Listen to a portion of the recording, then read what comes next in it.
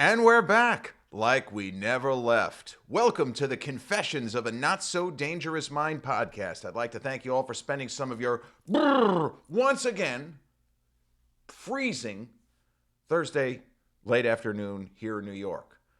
But we're once again going to skip past all that promotional jazz and get right to the guts of the episode. We're starting a new series today on the Confessions of a Not So Dangerous Mind podcast.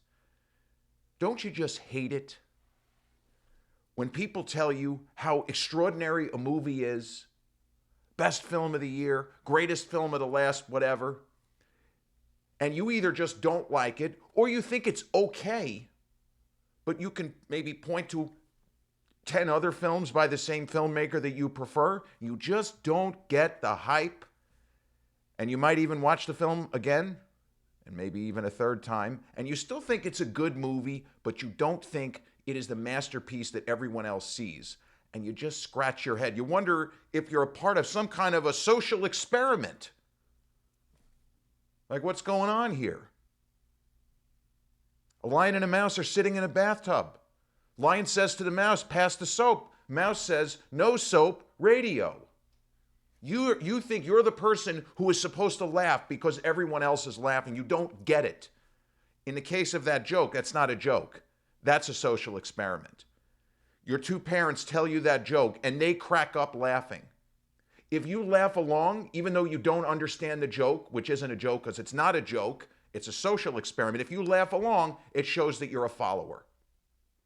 If you don't laugh, if you insist to your parents, for example, that's not funny, and not because I don't get the joke, it's not a joke.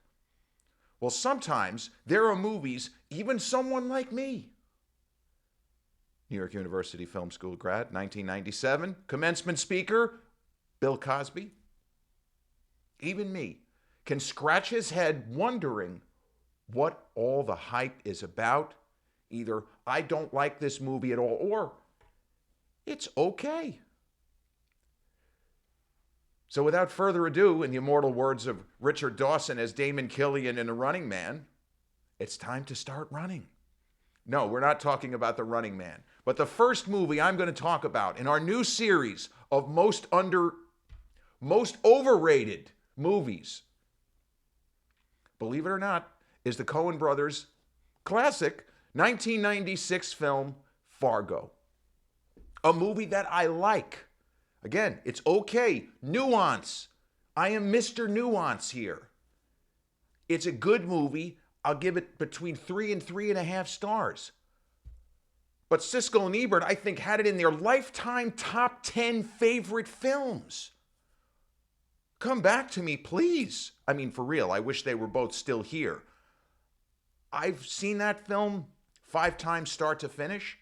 I liked it the first time I saw it in theaters. I thought it was good, but I was gobsmacked. I could not believe the insane critical reception that this film got. It wasn't just Siskel and Ebert.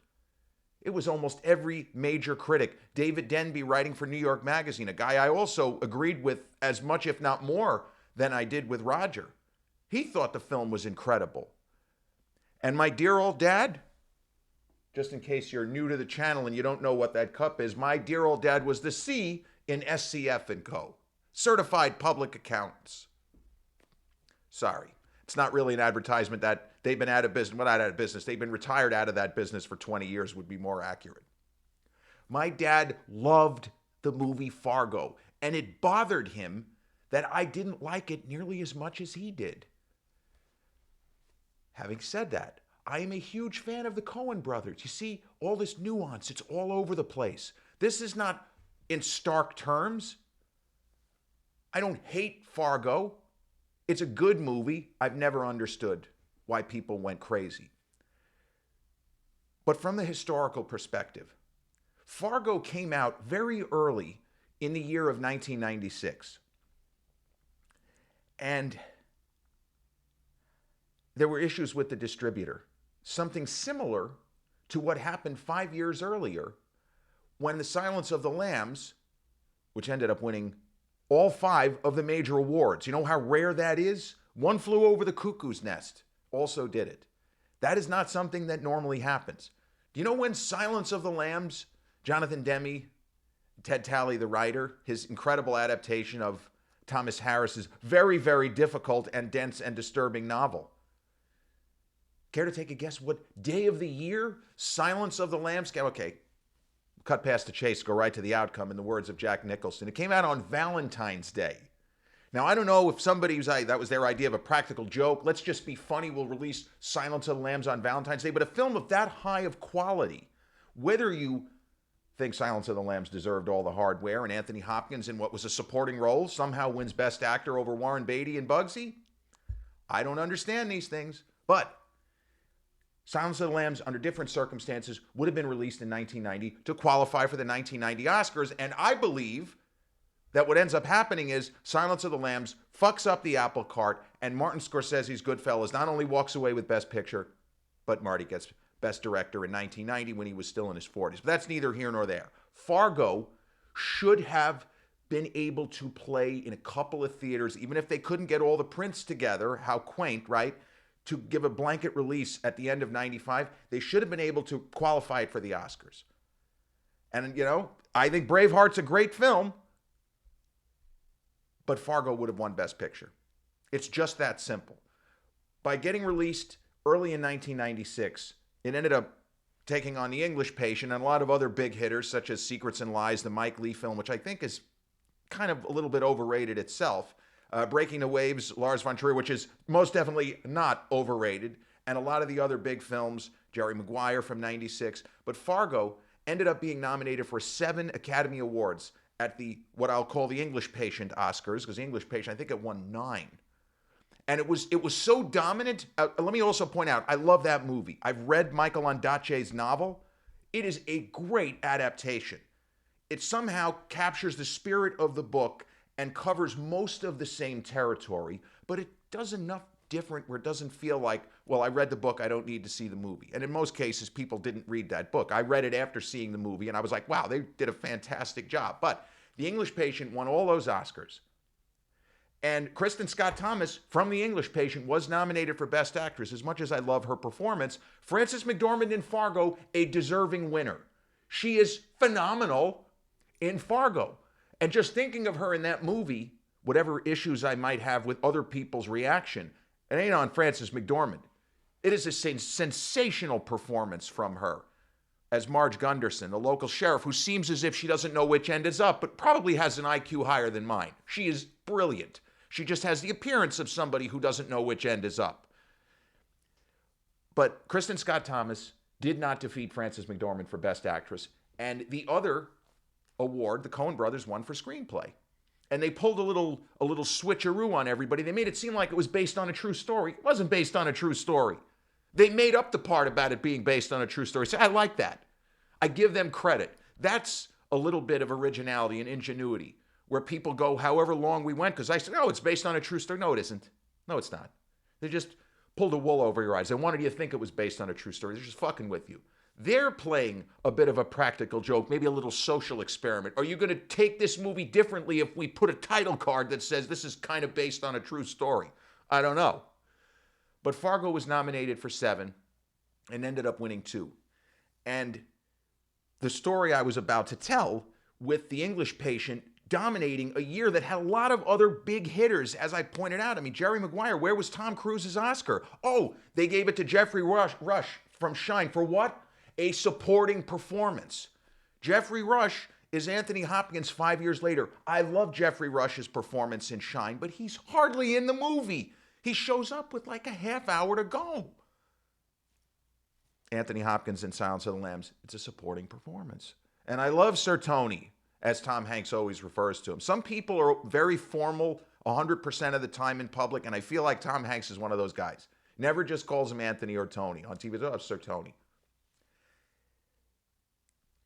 Andrew Lloyd Webber won the Oscar for Best Music. I think it was, I don't know if it was soundtrack or whatever it was. He won an Oscar for Best Music. It might have been Best Musical Composition, Best Song, but it was for Evita, the movie that he collaborated with Madonna and filmmaker Sir Alan Parker, the guy who directed Angel Heart, my single favorite horror film of all time. So when Andrew Lloyd Webber, and I think it was Tim Rice, I'm sorry. It was Rice and Weber. When they went on stage, Andrew Lloyd Webber, a musical theater maestro, maybe the best to ever do that kind of entertainment. He got off one of the great one-liners in the history of the Oscars. He got to the microphone and people were going crazy. They didn't think they were going to get to give Andrew Lloyd Webber an Oscar. You know, Mr. Tony Award, right? Andrew Lloyd Webber leans into the microphone and says, "I'm just happy there wasn't a song called The English Patient." And the place went crazy. And I was cracking up because I thought the same thing. Yeah, if there was a song, The English Patient, it's probably going to win the Oscar there too. So Fargo won the 2 Oscars, nominated for 7. And I saw it again at home, and the same thing. It played okay, but it's not one of the movies, because sometimes it happens. The first few attempts at Blade Runner, didn't think the movie was that good. First time I saw Clockwork Orange, it went right over my head. I didn't understand what I was looking at, and in some stretches I was actually bored, which is kind of embarrassing for me to admit, but it's what it is. Fargo continued to be good. It never felt like it was great. And when I think of the Coen brothers filmography, if you ask me to name my 5 favorite Coen brothers films, I'm not even sure that I have The Big Lebowski in there. And that was a movie that didn't get great reviews. So that one becoming a sort of cult classic. I think that some critics didn't like the fact, because Siskel and Ebert, I think Ebert gave it a marginal thumbs up, and I actually think Gene gave it a thumbs down, even though they are huge fans of the Coen brothers, almost as if they're grading them on a negative curve. That if they don't make a fantastic film, we're not going to give it a thumbs up. I just thought that was bizarre. But Big Lebowski got okay reviews, nothing like Fargo. You go on Rotten Tomatoes, I think Fargo is in the upper 90s. I think it's like 97% or something in that range. But if you ask me to name, and you could play this mental game yourself, if you're this far into the episode, you've probably seen all of the Coen brothers' big films. But you say, what are my top 5 Coen brothers films? Blood Simple, that was their first big one, with 2 great supporting actors of the era, and then in one guy's case, later era, Dan Hedaya and M. Emmett Walsh. M. Emmett Walsh is one half, speaking of Roger Ebert, as great of a movie, what was it? Roger Ebert's book of glossary of movie terms. Roger had something called the Stanton Walsh rule. The Stanton Walsh rule. You know what that was? Any movie featuring either Harry Dean Stanton or M. Emmett Walsh can't be altogether bad. Well, M. Emmett Walsh plays a very significant supporting role in the Coen brothers' Blood Simple. He's fantastic. He's just one of those dependable character actors. And the other guy, Dan Hedaya. Dan Hedaya, what a great actor. He had the kind of look. He could be comedic. He could be serious. Just terrific. So that would be in my top 5. The Irish Goodfellas, right? Miller's Crossing, got to be in the top 5. I thought that their film from a number of years ago, Ballad of Buster Scruggs, fantastic. Up there with their best work. Love that. The Man Who Wasn't There with Billy Bob Thornton, incredible. And I even loved Intolerable Cruelty with George Clooney and Catherine Zeta-Jones. Just amazing. Oh, and Oh Brother, Where Art Thou, also with Clooney. Maybe put The Big Lebowski 7 and Fargo 8. But it shows the depth of quality of their work. It shows how ingenious they were and are. They didn't have any misses, did they? No. Every time, step up to the plate, they at least put a quality product out there, even if some critics didn't like The Big Lebowski. And I'm okay with the fact that The Big Lebowski, gained a cult following. I was frustrated the first time I saw the movie, also in theaters, 2 years or so after Fargo. Story didn't go anywhere. I didn't understand what's the big deal. So you have another kidnapping story that's not a real kidnapping story? I'm surprised. Didn't work. Now, that's a film also that on later viewings grew on me. It wasn't the film that I wanted it to be, which was my problem with Blade Runner the first couple of times I saw it. I kept waiting for Blade Runner to be an action thriller. It's not. I wanted The Big Lebowski to be something other than a stoner comedy. Dazed and Confused, only the dude is, a couple of decades, 3 decades older. And seeing Jeff Bridges let himself go to pot even temporarily. Jeff Bridges is a health nut. He's a guy who took pride in his body, always ate clean before that was a thing in Hollywood. People would go on starvation diets, low carbs, whatever it was, the du jour back then. But Jeff Bridges was a really healthy guy. always looked terrific. In that movie, he let himself look horrendous. If anything, he let himself look older. And he had still been playing leading man type roles earlier in the decade. And I guess you could say he's the lead, but that's not what you would call a leading man role, even though he does get to hook up with Julianne Moore. The way that Julianne Moore says, "Love me, Jeffrey," absolute gold. Could have nominated her for supporting actress just for the way she says, "Love me, Jeffrey," or when she tells him she's ovulating or she's trying to get pregnant. That was some good stuff there. But I actually think I like The Big Lebowski a little bit more than Fargo. For those who haven't seen it, there might be some. If you're under 35, maybe you never saw this movie. Maybe you're familiar with the TV show. There are some movie reactors that also do TV on YouTube, and you can Google this. Some of them, well, not Google it, you could look it up on YouTube would be more accurate. There are some who are familiar with the show and just never watched the movie. And I don't know how it's going to play for them. I really don't, because I haven't seen the show. But Fargo is a story of very quirky people who feel like they could be real. And I don't know. So when I saw There's Something About Mary a couple of years later, I didn't understand why the people around me were laughing as intensely as they were. What was on screen it wasn't funny to me. I just didn't find it funny. Ben Stiller getting his privates caught in a zipper and screaming in pain. And there were people on either side of me that I thought were going to need hospitalization. That's how hard they were laughing. I was like, this guy on my right is going to give himself a hernia. He was pregnant. This guy was like 50-something years old, older than I am now. Great. But he was all but on the floor. He was laughing so hard. There are people during Fargo that were cracking up at stuff that I didn't think was funny. I don't think we're supposed to be laughing at a guy who gets part of his face shot off, and then he tries to talk and is having difficulty because part of his face was shot off, and he's trying to say, "I got fucking shot in the face." Now, it's a little funny thinking about it, but seeing it, I was horrified. And half the audience is laughing. I don't think that's funny. And I get black humor and dark comedy, gallows humor, all of that. I didn't think that was funny. It didn't work. Fargo basically is about a much put upon father, husband, who decides to stage a fake kidnapping. He has a business proposal, a business idea that his very wealthy father-in-law, played by a really good, another genre actor from the day, Harvey Presnell, really solid actor. He was also, he was John Travolta's boss in Face Off the following year. He kind of springboarded off of Fargo and started to get more really good roles. But he pitches his father-in-law a business proposal. The father-in-law likes the idea, but he doesn't want him to do it because he thinks he's a fuck-up. And the guy's name is Jerry Lundegaard, and he's a car salesman. He seems like a reasonable guy. He doesn't seem that corrupt. He's a schmuck, basically. For lack of a better word, the guy's a schmuck.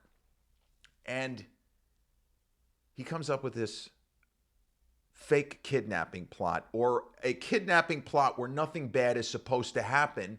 The guys that are staging the kidnapping, including the terrific actors, two of them, Steve Buscemi, who obviously worked with Quentin Tarantino in Reservoir Dogs and then had a little brief kind of walk-on in Pulp Fiction. And, I'm really going to forget the guy's name. The actor who was later in the show Prison Break, he was in Jurassic Park, Lost World, too many thoughts colliding in my head. But they play the guys who are going to take part in this not real kidnapping. So the idea is, we do this make-believe kidnapping. Go to my father-in-law. He pays the ransom. My wife gets returned safely. Everything is ipsy-pipsy. I get to do my business, whatever it is. It sounds really easy. But if it were that easy, you wouldn't have a movie. And you wouldn't have a movie that so many people think is a classic. I just kind of put it one notch below classic. And it's not as rewatchable for me as many other people. My dad must have watched the film a dozen times. And there were moments I was still living at home where I could hear him cackling away. Must have been 7th or 8th time. He couldn't get enough of this movie. It was one of his that he could, like a comfort film. This is a black comedy. It's not really a comfort film, but okay. Everybody has different uptake, different sense of humor, and different things that they can continue to watch and find funny. You know, how am I funny? Am I a clown? Do I amuse you? I didn't find the film funny. It had a couple of moments when Marge talks about, I forgot, she's pregnant. That's a big part of the story. She's going to go into labor at any time. She's trying to solve this crazy case. Now, Fargo was not a big budget, and I think it turned a profit at the box office, but it didn't do that well. Certainly not as well as what the reviews would have suggest, because every single critic, virtually every critic, and for sure every major critic, gave the film a rave review. And it did okay. It wasn't an enormous hit. I don't know. I don't really think that there's some kind of a social experiment. The movie just didn't hit the way that it was supposed to.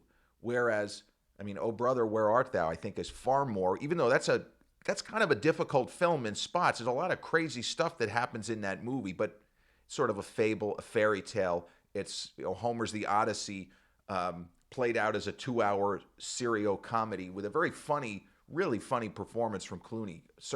One of his better, certainly comedic performances. I like what he does in Intolerable Cruelty also. There are just some actors who really work well with certain filmmakers, and we've seen it how, Mr. De Niro with Scorsese and later DiCaprio with Scorsese. They just seem to have a good rapport and know how to fulfill whatever the obligations are for the role.